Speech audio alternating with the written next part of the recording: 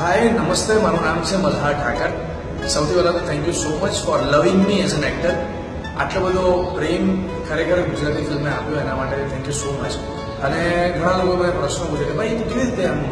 આટલું બધું સરસ એક્ટિંગ કરી કેવી રીતે તમે આટલું બધું કર્યું તમે કઈ રીતે કરિયર બનાવી અને આ તો મારો જવાબ છે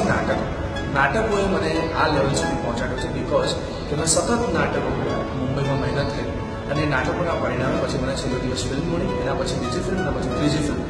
તો એ નાટકોના કારણે આ બધું શક્ય બન્યું છે તો મારે એ જ કહેવું છે કે આ નાટકો જેમની સાથે હું એક્ટર તરીકે ગ્રો થયા જેમની સાથે મેં 4 નાટકો કર્યા એ 4 નાટકોનો અદ્ભુત એક્સપિરિયન્સ સૌથી પહેલાં તો 5 સ્ટાર આર્ટિક પછી સેકન્ડ પ્લે એમનું પારકા તો પોતાના ત્રીજું મહારાજ અને ચોથું મારી વાઇફ મેરી કોમ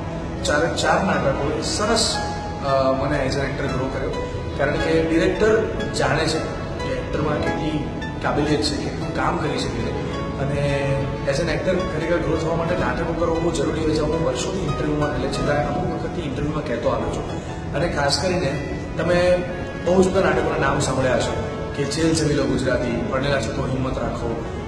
એવા કેટલાય નાટકો જગત મગન છાપરે લગન કે એ બધા નાટકોનો ડિરેક્ટર એ હવે ફિલ્મ કરવા જઈ રહ્યા છે આઈ એમ સો હેપી વિપુલ મહેતા સર એમની પહેલી ફિલ્મ રિલીઝ થવા જઈ રહી છે આજે 70 નાટકો ડિરેક્ટ કર્યા પછી એમાં 4 નાટકોમાં તો મેં પણ રોલ કર્યો છે જે નાટકોના નામ મેં તમને સામે આગળ કહ્યા એ 70 નાટકોનો ડિરેક્ટર આજે ફિલ્મમાં ડેબ્યુ કરવા જઈ રહ્યો છે અને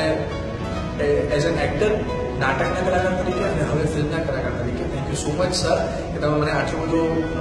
ટ્રેન કર્યો છે ખાસ કરીને તમને તમારી આવનારી ફિલ્મ કેરી ઓન કેસર માટે ઓલ ધ બેસ્ટ તમારી પહેલી ફિલ્મ સુપર ડુપર હિટ જાય અને આઈ હોપ તમે નાટકો 70 કર્યા એમ ફિલ્મો પણ 70 કરો અને બહુ જ બધા એવોર્ડ્સને પ્રાપ્ત કરો મારા તરફથી મારી બધી જ ફિલ્મોના ટીમ તરફથી અને as an actor as a Malhar thank you so much and wishing you a great luck thank you sir